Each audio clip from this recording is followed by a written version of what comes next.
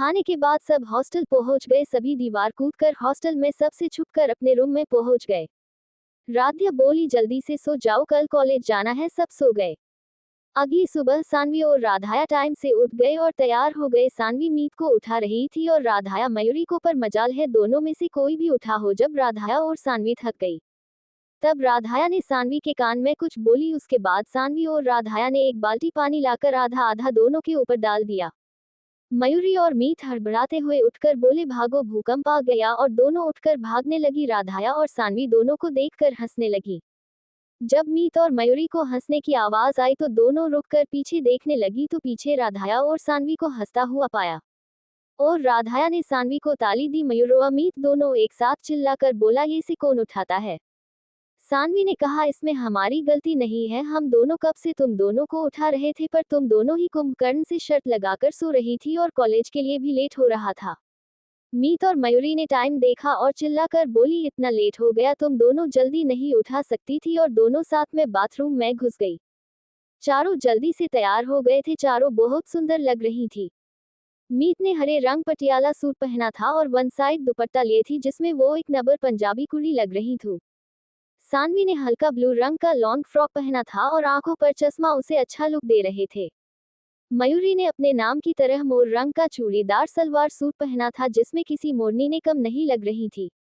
राधाया ने हल्का पिंक रंग का सिंपल सा अनारकली सूट पहना था। खुले बाल, बड़ी आंखें किसी परी से कम नहीं लग रही थी।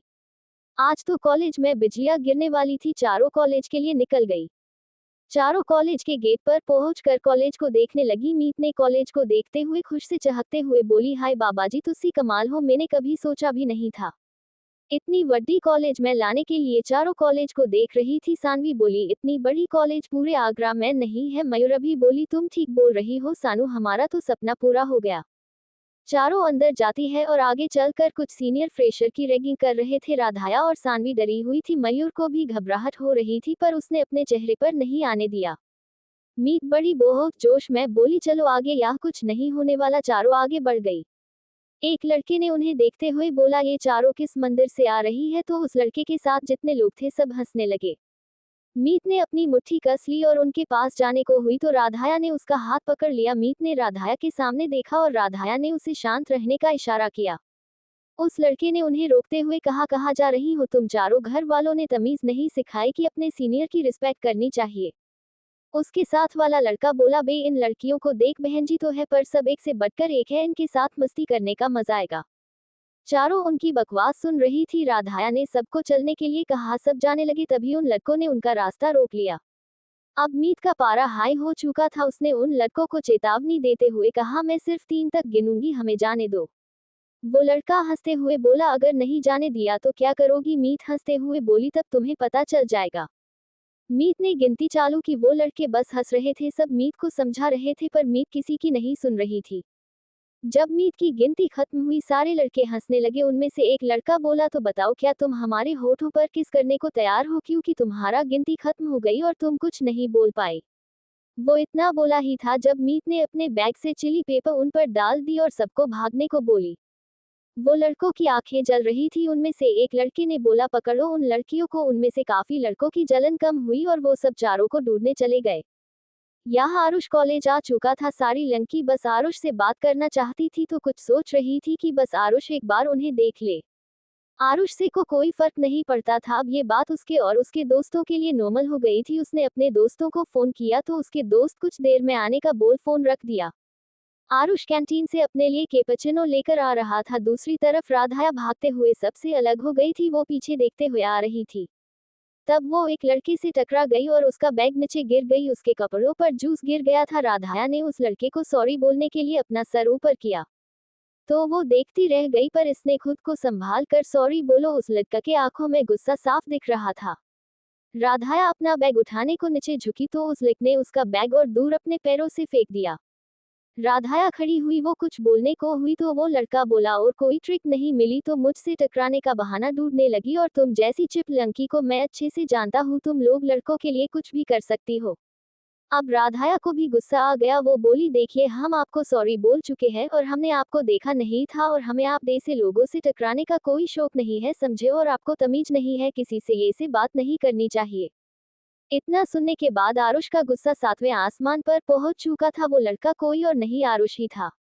आरुष ने राधाया का बैग लेकर सारी किताबें नीचे फेंक दिया। सब लोग ये देख रहे थे, सब लोग जानते थे आरुष कैसा है। उन लोगों को राधाया पर हंसी आ रही थी, आज उसका क्या होगा। राधाया का गुस्सा ये देखकर बढ़ चुका था। उसने सबके सामने आरुष को थप्पड़ मार दिया। सबकी ये देखने के बाद सांस ही रुक गई। यह आरुष का गुस्सा और बढ़ गया। उसने राधाया को एक हाथ से कमर से खींचकर अपने लाया और उसका दुपट्टा हटाकर उसके नेक पर बाइट करने लगा। राधाया को कुछ समझ नहीं आया, अचानक ये क्या हुआ। जब आरुष उसे बाइट कर रहा था उसकी आंखें बंद हो गई और उसके आंसू निकलने लगे। वो आरुष को खुद से दूर करना चाहती थी, पर आरुष की पकड़ बहुत मजबूत थी। आरुष ने झटके से राधाया को खुद से दूर कर दिया। राधाया का पूरा चेहरा लाल हो चुका था। उसने गुस्से में आरुष को एक थप्पड़ मारा। आरुष की अब रिस्पेक्ट बीच में आ गई। इस बार वो फिर से राधाया को अपने पास खींचता है। राधाया उसे हटाने की कोशिश करती है, पर आरुष बहुत मजबूत था। आरुष राधाया के बालों को पकड़ उसके होठों को देखता है और उसके हाथों को काट लेता है। वो राधाया को छोड़ देता है और उसे धमकी देते हुए बोलता है। आरुष राधाया के बालों को पकड़ उसके होठों को देखता है और उसके हाथों को काट लेता है। वो राधाया को छोड़ देता है और उसे धमकी देते हुए बोलता है, आगे से ये सी ट्रिक मेरे सामने मत आजमाना, वरना मुझे तुम्हें अपने बिस्तर तक लाने में देर नहीं लगेगी। राधाया के आंखों में आंसू रहता है। वो बोली, तुम जैसे लड़कों के कोई उम्मीद भी नहीं की जा सकती। तुम जैसे लटगिरे हुए होते हो, अपने ईगो के लिए कुछ भी कर सकते हो। उसके बाद राधाया वहां से अपना बैग और किताब लेकर चली जाती है। आरुष गुस्से में लाल हो गया था। वही सब ये सब देखकर हैरान थे। आरुष ने किसी को किस किया था। जो लड़कियां ये सब देख रही थी उन सबको राधाया से जलन हो रही थी। आरुष के साथ अक्सर लड़कियां कुछ न कुछ ट्रिक लगती थी जिससे आरुष उनके पास आए, इसलिए आरुष को लगा राधाया भी उनमें से एक है। लेकिन आरुष भी जुड़ला नहीं पाया कि राधाया बहुत खूबसूरत है, पर वो राधाया से बदला लेना चाहता था। 8 दूसरी ओर सानवी सबसे अलग हो गई थी। वो पार्किंग के पहुंच गई थी, एक कार के पीछे छिपे हुए। उसने पीछे देखा, वो लड़के वही आ रहे थे।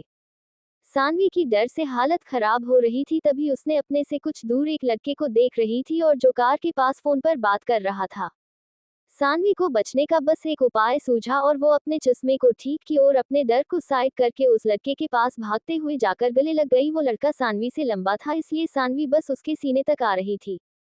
सानवी ने उसके सीने में अपना सर छुपा लिया था। उस लड़के ने सफेद शर्ट पहनी थी, उसने 3 बटन खोल रखी थी जिससे सानवी के होठ उसके सीने पर लग रही थी। वो लड़का कोई और नहीं तन्मय था। किसी लड़की को अपने इतने पास देख उसकी सांस ही रुक गई। उस लड़की के होठ अपने शरीर पर महसूस कर तन्मय अपने आप को रोक नहीं पा रहा था। सानवी ने उस लड़का का चेहरा नहीं देखा था और न उस लड़के ने सानवी को देखा था। अब तन्मय ने सानवी को अपने एक हाथ से सानवी की कमर को पकड़ कस लिया और उसे कार से सटाकर उसके बाल को पीछे कर उसकी गर्दन पर किस करने लगा। तन्मय के ऐसा करने से सानवी हड़बड़ा गई, पर वो कुछ भी नहीं कर पा रही थी जब तक वो लड़के चले नहीं जाते। वो लड़के जो सानवी का पीछा कर रहे थे, जब उसने एक लड़के को किसी लड़की को किस करते देखा तो वो लोग वहां से चले गया। जब सानवी को लगा वो लड़के जा चुके हैं, सानवी ने अपनी पूरी ताकत लगाकर उस लड़का को धक्का दिया। सानवी के ऐसा करने से वो लड़का मुंह के बल गिर गया। वो सानवी को देख पता उससे पहले सानवी वहां से भाग गई। तन्मय को अब गुस्सा आ रहा था, ये लड़की थी कौन जो इसे आधे अधूरे में छोड़कर चली गई। तन्मय अपने मन में बोला, मिस चश्मा, अगर तुम मुझे मिल गई ना तो सबसे पहले तुम्हें अपने होठ मुझे देने होंगे। ये से आधे में मुझे छोड़कर चली गई।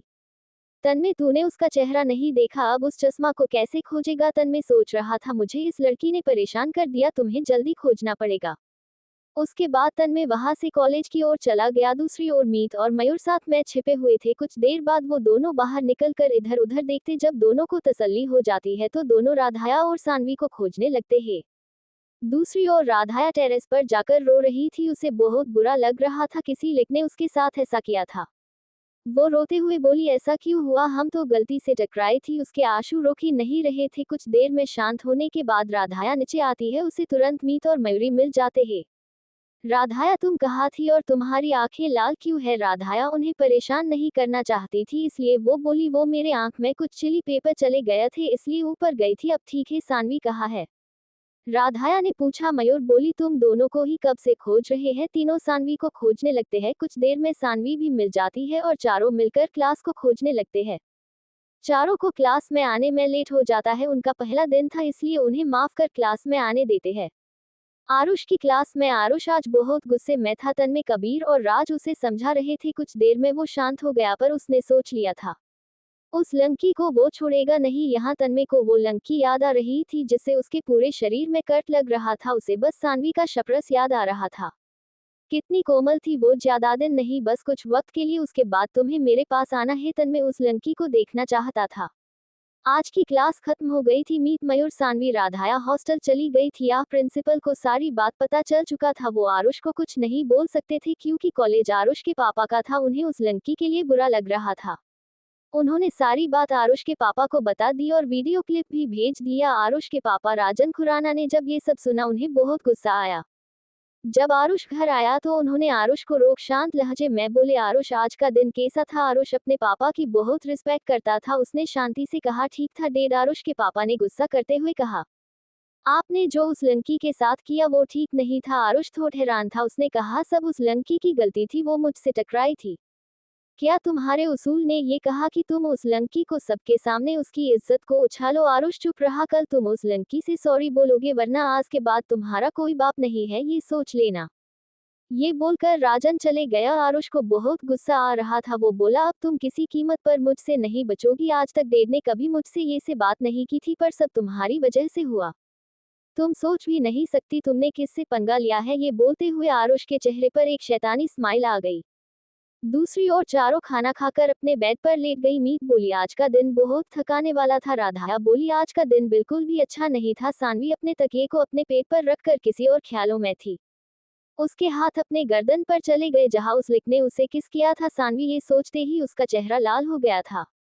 तुरंत उसने अपना सर झटका और मन में बोली, सानवी ये तू क्या सोच रही है? तू यहाँ पढ़ने आई है, भूल मत, और तुझे कोई लड़का पसंद नहीं करेगा। ये सोचते हुए वो उदास हो गई। मैं बहुत बोरिंग हूँ, मुझे क्यों कोई पसंद करेगा?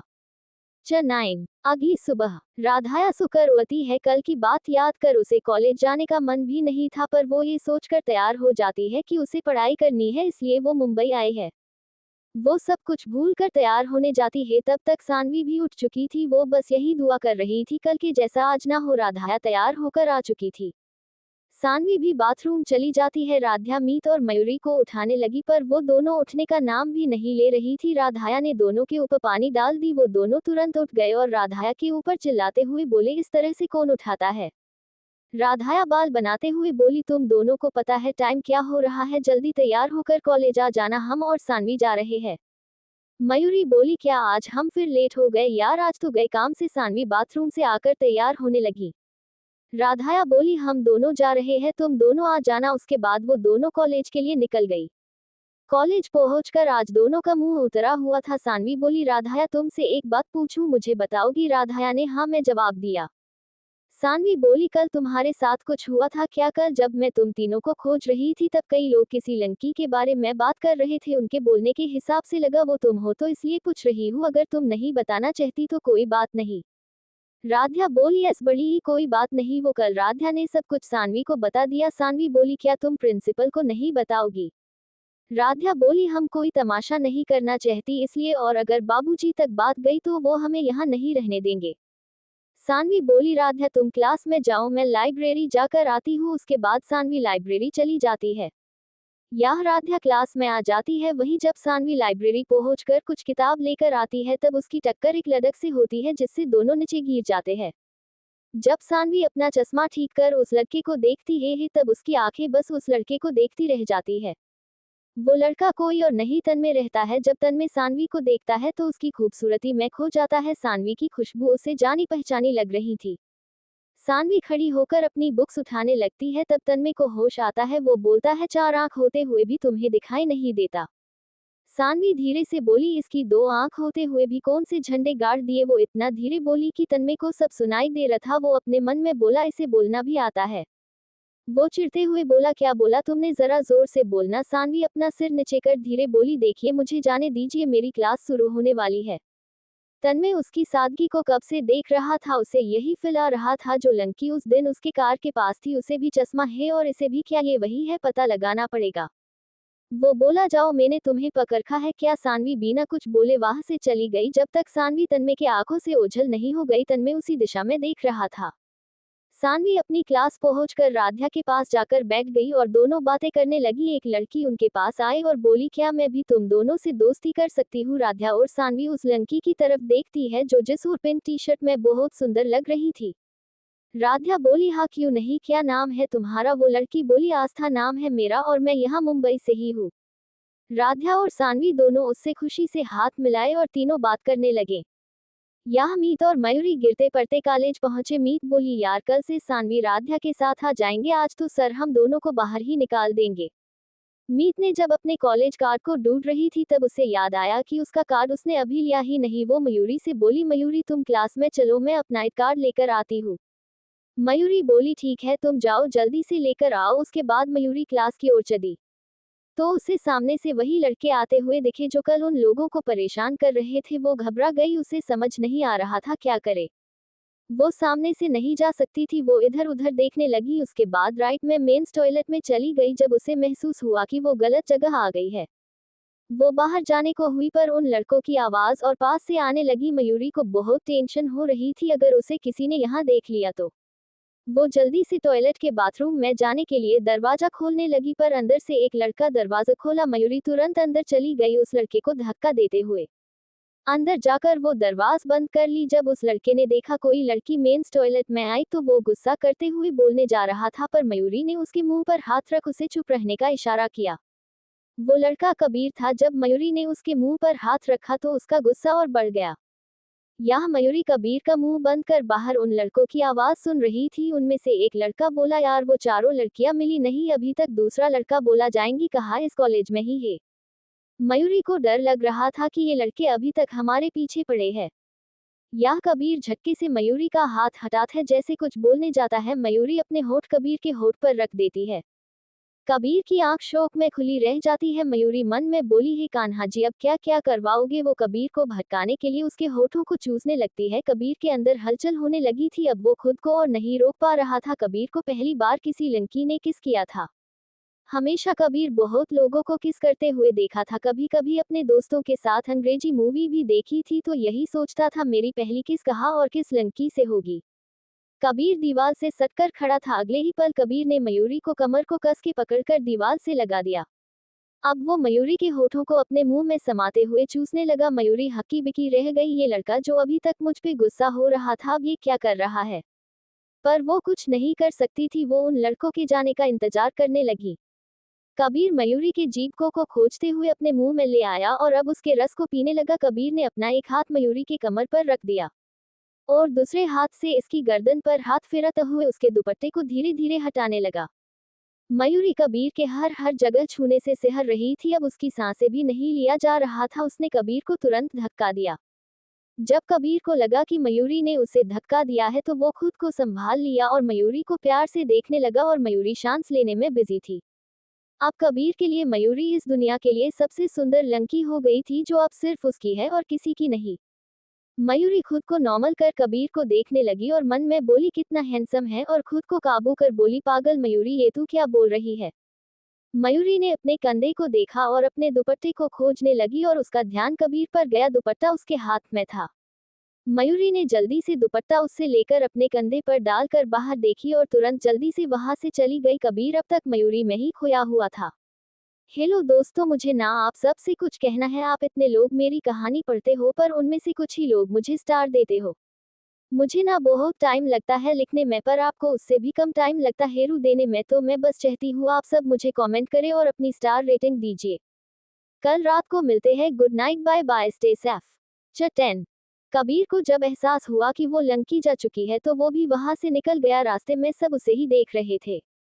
कुछ लड़कियों को तो बहुत गुस्सा आ रहा था, यह कितनी लड़कियां कबीर को अपना क्रश मानती थी पर उसके लग होठों पर लिपस्टिक की वजह से कितनी लड़कियों को गुस्सा आ रहा था। किसने उसे किस करने की हिम्मत की थी, कबीर को कोई फर्क नहीं पड़ा। उसके बारे में लोग क्या सोचते हैं। वो क्लास में जाकर आरुष राजतन्मे के साथ बैठ जाता है। तीनों उसे घूरकर देख रहे थे। कबीर उन लोगों को खुद को घूरता पाकर इरिटेट होते हुए बोला, क्या मैं जान सकता हूँ तुम तीनों मुझे ऐसे क्यों घूर रहे हो। राज अपनी सीट से खड़ा होकर कबीर के सामने जाकर खड़ा हो गया और कबीर के चेहरे की एक फोटो खींचकर उसे देख बोला, मुझे लगा था हम चारों अभी सिंगल है। और तुझे इतना बड़ा सदमा लग गया जो तू लिपस्टिक लगाने लगा, वो भी ये से डे से पूरी लिपस्टिक खाकर आया है। देख, अगर तुझे इतना बड़ी चूल मची है तो जाकर किसी भी लड़की को किस कर दे, वैसे भी यहाँ सब हमारे लिए कुछ भी कर सकती है। कबीर चिढ़ते हुए बोला, मैं तुझे किस तरह का लड़का लगता हूँ जो किसी को भी किस कर देगा? अपना मुंह बंद कर और चुपचाप अपनी सीट पर बैठ। तन्मय बोला, तो तुझे ये लिपस्टिक कैसे लगी? कबीर हड़बड़ाते हुए बोला, वाह, वो मैं नन्ना अपनी फ्रेंड के लिए ले रहा था, उसे गिफ्ट देने के लिए, तो चेक करने के लिए लगा लिया। आरुष बोला, ऐस बड़ी ही कौन सी फ्रेंड है तेरी जिसे हम नहीं जानते? कबीर बोला, वो बहुत दूर की रिलेशन वाली फ्रेंड है। ये बोलकर वो चुप हो गया और अपना सर नीचे कर लिपस्टिक को साफ करने लगा। यहाँ मीत क्लास पहुंचकर राध्या और सानवी को देखती उनके साथ एक लड़की और थी। वो वहां उन लोग के पास जाती है और बोलती, मयूरी कहाँ है? सानवी उसे बोलती है, वो तो तुम्हारे साथ आ रही थी ना। मीत बोली, मैं एक कार्ड लेने चली गई तो मयूरी क्लास में आनी चाहिए। वो लोग क्लास दरवाज के पास देखने लगे। तब मयूरी उन्हें आते हुए दिखी। राध्या बोली, कहाँ थी तुम इतनी देर से? मयूरी झूठ बोली, वो हम मुंह धोने गए थे। फिर उसकी नजर पास बैठी आस्था पर गई और बोली, यह कौन है? आस्था अपना हाथ आगे करते हुए बोली, हाय, मेरा नाम आस्था है, मुझे तुम चारों बहुत पसंद हो, मुझे भी अपने ग्रुप में शामिल कर लो। मीत और मयूरी ने मुस्कुराकर हाथ मिलाया और मीत बोली, हाँ क्यों नहीं, अब तुम हमारे ग्रुप में आओगी तो हमें अच्छा लगेगा और तुम हमें मुंबई भी घुमा दोगी। आस्था बोली, हाँ क्यों नहीं, ये कोई बोलने की बात है, अब तुम लोग मेरे फ्रेंड हो तो इतना तो मैं कर सकती हूँ। चारों ये से ही हंसी मजाक कर रही थी। तब वहाँ क्लास सर देव आ चुके थे और उन्हें पढ़ाने लगे। कुछ समय बाद क्लास पूरी होती है तो उबासी लेते हुए अपना सिर बेंच पर रखकर बोलती है, यार इस बुढ़े ने तो पक्का दिया, अगर ये इसे ही पढ़ाएगा तो मैंने तो अटैक ही आ जाना है। मयूरी बोली, बिल्कुल ठीक बोल रही हो, पता नहीं सानवी इतना कैसे पढ़ती है। फिर मयूरी सानवी को बोलती है, अरे सानवी, तुम कौन सा चूरन खाती हो जो तुम्हारा दिमाग पढ़ाई में इतना चलता है? राध्या सानवी को चिढ़ाते हुए बोली, ये कोई चूरन का कमाल नहीं, आगरे के पेठे का कमाल है। सानवी मुंह बनाते हुए बोली, तुम लोग मेरा मस्कुरा रहे हो, मैं तुम लोग से बात नहीं करूंगी, जाओ। आस्था भी चिढ़ाते हुए बोली, तुम्हें पता है सानवी, तुम अगर इतना पढ़ोगी तो तुम रोमांस कैसे करोगी? इतना सुनते ही सानवी उस लड़के को याद करने लगी। कैसे उस लड़के ने उसे कमर से पकड़कर उठा लिया था और उसकी गर्दन को चूम रहा था। इतना सोचते ही सानवी का चेहरा लाल हो गया। राध्या बोली, क्या बात है, तुम शर्मा रही हो? कोई पसंद है क्या? सानवी खुद को नॉर्मल कर जल्दी से बोली, ऐसा कुछ नहीं है, मैं यहाँ सिर्फ पढ़ने आई हूँ, समझे? अब चुप हो जाओ। मीत खड़ी होते हुए बोली, अभी थोड़ा टाइम बाकी है, मैं कुछ खाकर आती हूँ। इतना बोलकर वो बाहर भाग जाती है। यह राज को भी अपनी कार से अपना फोन लेना था तो वो बाहर आ गया। वो कार में फोन ढूंढ रहा था। यह मीत चॉकलेट शेक पीते हुए अपनी क्लास की ओर चल दी। वो उसी लड़के से टकरा गई जिससे उसने कल पंगा लिया था। जब उसने मीत को देखा तो बोला, क्या बात है, बहुत जल्दी मुलाकात हो गई और अब तुम कुछ नहीं कर पाओगी? मीत थोड़ा गई थी पर उसने अपने चेहरे पर डर नहीं आने दिया और बोली, तुम्हें लगता है तुम मुझे हाथ भी लगा पाओगे तो कोशिश करके देख लो। जैसे वो लड़का मीत को पकड़ने गया, मीत ने पूरा चॉकलेट शेक उस लड़के पर डाल। वो लड़का ये देखकर गुस्से में आ गया और पीछे से अपने दोस्तों को आवाज लगाकर बुलाया। उसके दोस्त वहां आ रहे थे। तब तक मीत वहां से भाग निकली और वो सारे लड़के उसे खोजने लगे। मीत भागते हुए पार्किंग में आ गई, वहां छुपने की जगह खोजने लगी और वो लड़के भी वहीं पहुंच गया। मीत ने देखा एक लड़का कार में कुछ ढूंढ रहा है और कार का दरवाजा खुला है। मीत भागते हुए जाकर कार में बैठकर दरवाजा बंद कर दी। जब राज को कुछ आवाज आई तो वो सिर उठाकर देखा तो एक लड़की लंबे खुले बाल पटियाल सूट में उसकी कार में बैठ गई। मीत कार से बाहर देख रही थी। वो लड़के और पास आते हुए दिखे। वो डर से जाकर राज की गोद में बैठ गई। राज हक्का बक्का रह गया, ये लड़की कितनी तेज है।